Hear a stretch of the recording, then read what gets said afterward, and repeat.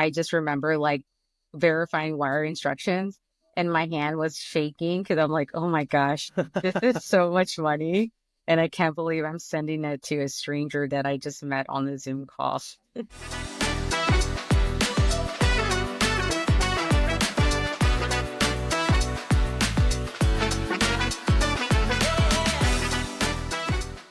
Hey, welcome to the Mission to Wealth podcast. I'm your host, Tim Yu, and I'm super excited to bring my friend Brenda on the show. She's a private money lender, and she's done over 15 deals this year. So we're going to talk about how she makes money doing real estate transactions without actually owning the real estate. So let's get into it. Brenda, what's going on? Just living, trying to create my life and, living the dream. So can you tell the audience something about yourself, introduce yourself a little bit? Yeah, so my name's Brenda Villafranco, and I am a private money lender. And I started off with no experience about a year ago. Had no clue that I was actually going to be in real estate and be able to get into that space. And I just, started taking action and meeting new people and networking, which I still do. And I think it's key. And I've done over, 15 transactions, PML. And then I started doing as well recently some EMDs as well too. So what got you started in all this? You say you started a year ago with no experience. Like what kind of pushed you over the edge to dive in? Honestly, I really think it's just because my parents, they didn't have 401k. So I wanted to make sure that, hey, if something ever happens, then I would at least want to have some extra money to be able to, take care of them in case they're not able to. So that was really mostly that's my strong why. So is being able to generate different streams of income and being able to help them out. Amazing. Yeah. So a lot of people that obviously follow me on social media are really into real estate. And I love that you're on the show because you do a ton of transactions that don't involve you with owning the real estate and dealing with all the headaches. So what got you towards the lending side versus actually buying the properties? My goal is to actually purchase property. That is definitely one of my goals. I want to have, different Airbnbs, different midterm rentals. That definitely still is the goal. But what really led me to that is because I actually had saved up, some money because initially I was wanted to do the Dave Ramsey route. And I wanted to purchase my house and pay it off quickly. And thankfully, I have a friend that was like, no, don't do that. You never know when you're going to need liquid. And thankfully I did listen to him, and I was able to, when I actually saw that you could be a private money lender, I was like, what is this? So after looking into it, I was just like, you know what? I'm just going to go ahead and do it. And so I ended up doing it, and it's probably been one of the most amazing things that I've ever done, just because the community is so amazing. The people are so amazing. And I've just met so many people that I never thought I would actually meet, just doing different things. And I love hearing their journeys and how everyone is helping everyone, which is really nice. Yeah, I would say that the real estate community is one of the most, I wouldn't say organic, but it's different. It's refreshing, right? Real estate is very collaborative versus a lot of other communities that I've been through. Everybody loves sharing information, sharing knowledge, and really has that abundant mindset to, hey, we can all make money on this, right? Absolutely. So that's what I really love about it. So you're in the lending space. How was your first deal like? My first deal, I honestly was really afraid. I actually saw a deal posted in the community for $66,000, and it was for 60 days, and it was a 12% fee return. So I was like, I think I can actually do this. And so I ended up messaging the person that had actually posted the deal. And I said, hey, can you tell me a little bit more about this deal? And so we hopped on a call and went over the deal. And I said, okay, let me think about it. And so I ended up committing the next day. And he went over going over how to vet the deal, who has he worked with, and why he thinks it's a good deal. And once I committed, I was like, okay, I'm doing it. I'm doing my first deal. And so thankfully, it was a really great deal. My first deal is probably rare just because it went really smooth. There was no delays. Okay. The communication was on point. And so it was a really great first deal, as great as it can possibly be. Holy cow. First off, you took massive action. You just laid out 66 grand. Did you borrow money from someone or did you use your own cash? Like what It, type of, how did you get that funding for that?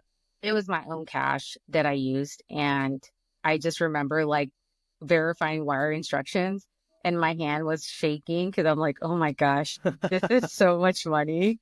And I can't believe I'm sending it to a stranger that I just met on the Zoom call. Yeah, It, that that, is insane. yeah. So I was just like, okay, like, worst case scenario, you lose the money and I just have to like start over again, right? It's not the end of Yeah, the I mean, world. we all lose some money. Yeah, I was gonna say it's not the end of the world. It does suck, but we can always make it up. And that's kind of how I kind of look at the risk of like if I don't do it, then I would just stay always stalling, like, oh wait, I'll wait for the next deal. Or I'll wait for the next deal. Yeah, Maybe not this. 100%. Yeah. For the listeners out there, how do you protect yourself if you have some money sitting like an account or Roth IRA, 401k? How do you kind of protect yourself when you're about to get ready to lend some money? That's a good question. So one of the questions that I do in the vetting process is how will my money be secured? Is one of the questions I ask for the borrower. And usually there has to be a JV agreement, there has to be a promissory note, and a deed of trust. Depending on which position you're lending, definitely with cross collateralization would be great as well too. Okay, so for all the people that don't know what we're talking about, a JV agreement is a joint venture agreement, and that's pretty much like a partnership. You can structure those however you like, 50-50, 25-75, whatever like fits your boat for that deal.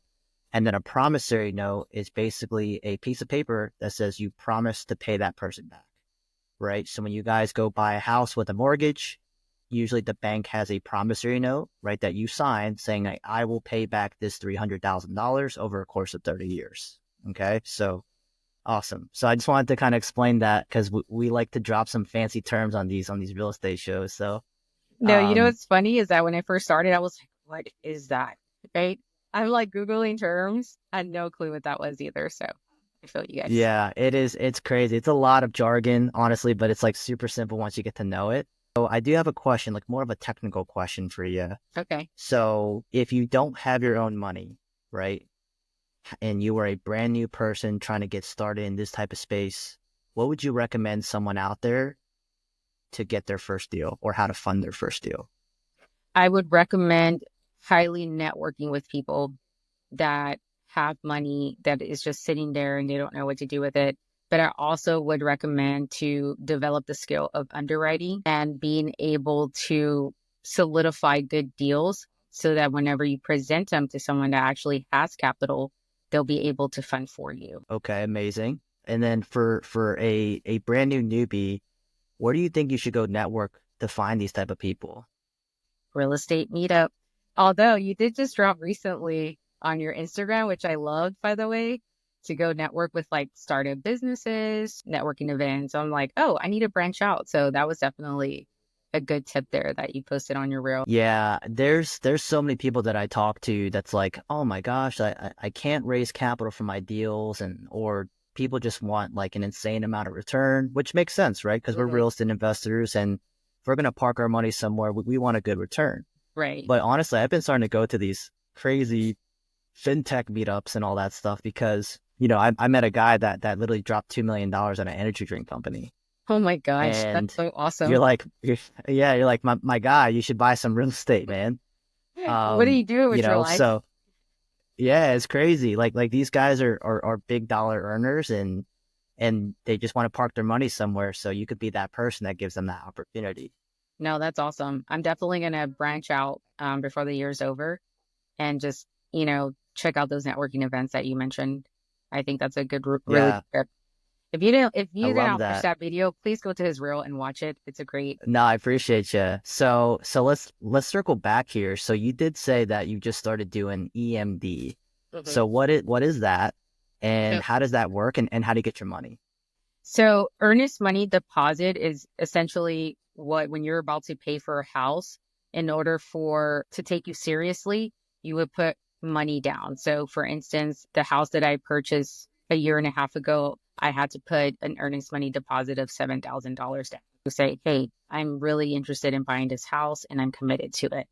So in the sense of what I've done recently in the past few months is I started reaching out to wholesalers for earnest money deposit. And so usually when a wholesaler gets a property under contract, sometimes to show a good faith, like, hey, I believe that this property can sell and it's a good property to sell, I'm going to put $5,000 of my own money so that I can find an actual end buyer for it. So then I'll come in and I'll fund for him because he gets consistent deals that he runs out of money.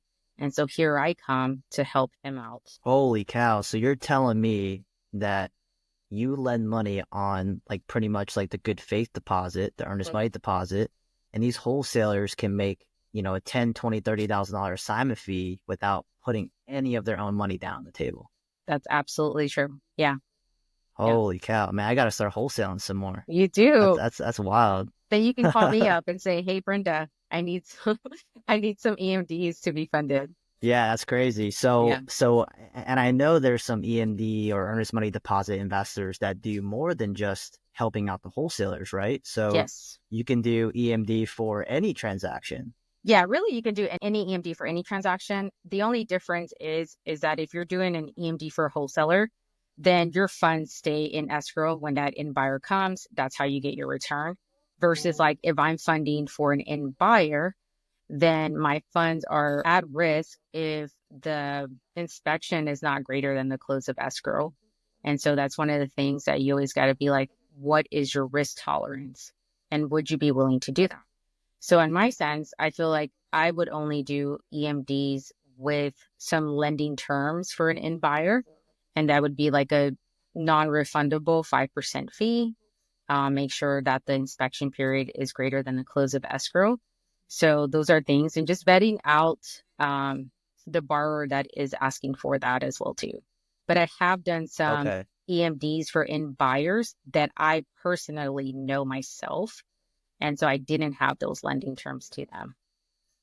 Amazing. Okay. So I know earnest money lending could be a little risky if you don't have the right paperwork or know how to, get out of those deals. Because I know some states are really restrictive where, you need both the buyer and the seller to agree to release earnest money. That's correct. How do you kind of work that? Because that is kind of dangerous, right? Yeah. So sometimes you have to have a mutual release, right? If it's a mutual release date, it's basically just signing paperwork saying that the buyer or the seller is going to release that to you and not to them. And you have to make sure which state that you're funding for and make sure that you check out those regulations. But in reality, what really is the base of all the deal to make it go through is the communication between the seller and the title company and myself. And so if we're not up to par with the communication and everyone is not in agreement, then nothing gets funded. Got it. Got it. So that's how you kind of protect yourself. Okay. So let's talk about what everybody's wondering out there. How much money can you make on one of these transactions? Like what's your average rate of return? If you don't feel comfortable telling it, you don't have to, but I'm totally curious about how much money So you can make, how quick you can make it. for EMD or for PML? Let's go with EMD because you're like the transactional lender. So let's talk Yeah, about that. okay. So the highest I've had with an EMD has been I funded 60,000 and got 15% return within 45 days. How, how much? 15%. Holy cow. So when you annualize that, that's like what, like 100 something percent? Something Yeah, crazy like yeah. that? And that was honestly, Okay. that was actually based off a relationship. So I met this Got it. person back in October and, saw this person at events, continued to follow up. We follow each other. And so they thought about me when they needed, an EMD for 45 days. Wow. Yeah. Absolutely incredible. So obviously you do transactional lending, so you've done EMDs. Do you do any other transactional lending, I like any haven't other done a double types? close yet. I was close to doing one and it fell through, but I definitely have that on the list to do as well. Can you kind of tell people what a double close is? Yeah, so that's basically when you're getting it's basically paperwork between the seller and buyer So some states don't allow, or some wholesalers don't want to show their assignment fee if it's going to be something large. They don't want the seller to actually see it. And so what they'll do is they'll double close, which is an A transaction to a B transaction. And then here I come in the middle and I provide that money for them and charge a 1.5% fee. And then when the Mm. transaction closes, your money always stays in escrow. And title, once again, with like communication, they know to release those funds to me as part of the return. So guys, the reason why this is so cool, right, is because your money just sits in a bank account at the title company, and it literally does not get wired to the seller, does not get wired to the buyer. Literally, it sits there for the transaction, and once it closes, because the end buyer that's buying the property brings their money in, and essentially her money just sits in that safe account and gets pulled out when the deal closes. So there's like really no risk if there's an end buyer on the other side, That's right? correct. It's Yeah. absolutely wild to me. Yeah. Um, and if you're wondering why someone would want to do that, it's because they pay a couple of $1,000s for a 24-hour transaction, and they get to make a huge amount of money on the other side without risking any of their own capital, right? That's So correct. it's Yeah. absolutely insane. Yeah. Yeah, absolutely crazy. There's honestly so many avenues to making money. It's just about which avenue you choose to do. I know. I feel like I'm the dumb one. I'm the one like dealing with tenants and like dealing with repairs. And meanwhile, your money's just chilling in escrow, man. No, you're actually That's really crazy. crushing it. So no, definitely. No, I appreciate like you sharing all like the more technical stuff for everybody. But so what are you working on right now? Right now, I'm working on more earnest money deposits, more EMDs, and I'm also building capital because at some point I would love to be the bank for real estate investors to help them help the communities. Okay, cool. So like you're trying to like pool some money together for like bigger deals? Yeah, I would love to do just huge deals where it wouldn't be like a 50K deal, but it would be like a $500,000 deal, $1 million deal. So that's definitely something I'm working on. So let's talk about like, so what you're working on is obviously you're building capital, you're building more leads for your EMD business. What's like the big like funnel for you? Like how are you generating most of those leads right now? Right now, through relationship building is my main one. That's my number one. And then the second one is through social media. Just by posting what I do and showing people what I'm doing, they think about me. So I've gotten a few leads from that. Okay, guys. So if you Yeah. guys are shy to share some stuff on social media, man, like you definitely can generate some business on social Yeah, media. That's awesome. definitely. That is Yeah. freaking awesome. I like to ask people, what's like your long-term goal? Like, what are you working towards? Like, I know you said that you wanted to buy some property. How are you going to get there? So for next year, which is something that I'm pretty much kind of already working on, is I would like to buy a couple of properties next year. I don't want to buy like 10 in 1 year. I think I still have to work on my mindset to really get to that point. But I definitely would like to have a couple next year and be able to either do some short-term rentals or some mid-term rentals and go and see how that goes. I have one right now and I have one Airbnb and I have one long-term tenant in the other. So next year if Okay. I do two more, then it'll be four. If I can do two a year, maybe 2 to 3 a year, I think that's scalable for me. And then do you still have your W-2 right now? I do, yeah. So I work in healthcare and I work full time and I do 12-hour shifts. So I work full time 6 days, 6 12s usually. And then I'm off every other 6 days. So that helps me network and be on calls. So that's usually like, Wow. yeah, Okay, so you work like in blocks and then okay. yeah, So you can do all this stuff while you have your W-2 job. yeah, definitely. I mean, it's up to how much you want to prioritize it, right? Like there's days where I'm like, dang, today was busy, but let me just shoot a couple of text messages because you never know where that leads to. So even if you did two, Dude, or even if you just perfect. get sometimes one of the things that I started doing too is because people are like, hey, because I'm doing that block scheduling, it's kind of hard. I can't really talk at work because it's always so busy. So what I started kind of doing now is like, hey, if you can't wait until next week, let's just hop on a call after I get off work and I'm driving on my way home. And so usually I'll get a call Amazing. or two during that time that by the time I get home, then I at least did my networking for the day. It's not a lot, but it's Yeah. No, I love that because, a lot of us have W-2s, like I still work as well. And it's, a lot of people, a lot of people contact both of us and say like, how do you do all this crazy stuff with a W-2? And at the end of the day, it's you make the time, right? You make the time of the things that you want to do. Absolutely. And like genuinely, some of this stuff doesn't even feel like work. Like for me It's right now, true. like I'm learning so much about lending right now, and I'm like, this Yeah. is incredible, right? Because I don't private money lend. Yeah. So yeah, you definitely just got to make the time. You know Okay. what's No, I funny is that appreciate that. I was on a call earlier today and I was talking about business credit lines because I want to have a bigger business credit line. And towards the end, one of the questions he asked was like, hey, is there anything I can help you in your business? And I said, well, I'm trying to get more of a consistency with EMDs. And he says, okay, sounds good. Like, I'll keep you in mind. And so from that, like, he sends me a text message, I don't know, 10 minutes later and says, hey, I may have an EMD for you coming up next week. So there you go. Oh, there it is. Yeah. I know we were supposed to do something together, but Yeah. our deal actually fell through. Yeah. We were negotiating with that seller out in Iowa, and I wanted to do a deal with you so bad, but we fell through like last minute. And but yeah, it's the same thing too. Like I always keep you in mind too. If I need like a transactional lender, I'm like, you know what? I'm gonna hit up Brenda just to Yeah. see how it goes. No, definitely. I love doing deals with people in the community, and that's who I actually think of first. So so definitely, I'm sure that deal fell through, but you know what? The next one we'll do. We'll Oh align at yeah. some point. Absolutely. Oh yeah, yeah. Yeah.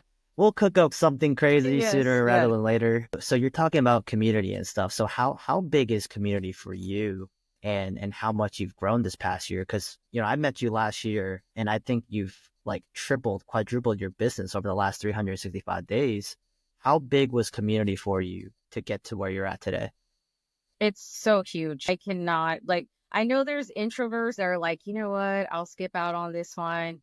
But I promise you, if you just go to a meetup and just even network, you don't have to be there the whole 3 hours. If you just come to the meetup, network 1 hour, 30 minutes, something, you will meet someone that will be valuable to you or you will be valuable to them. And just like I always tell people, like if it's something I can't help you with, then at least I can actually connect you to someone that could help you. So I always like also like sending referrals to people as well too. If you don't like talking to people, go to a meetup and just have a plan to meet one person, Literally one right? person. And Yeah. that person could be like your opportunity that you were waiting for. 100%. Yeah. Okay. So basically, like I know you're talking about trying to build your credit and or lines of credit and stuff. Have you kind of heard about different programs like Funding Grow and all these other ones? Yeah, that's actually what I plan on doing is Fund and Grow next month.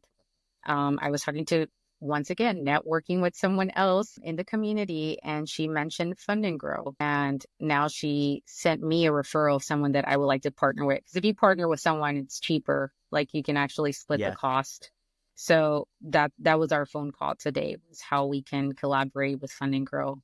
So that would have never happened Amazing. had I not networked. I love telling you Gators about Fund and Grow because it is literally the dopest program if you're trying to get 0% credit cards. Yeah. If you guys don't know about Fund and Grow, this is not a sponsorship, it's not paid. But basically, my partners and I did it as well.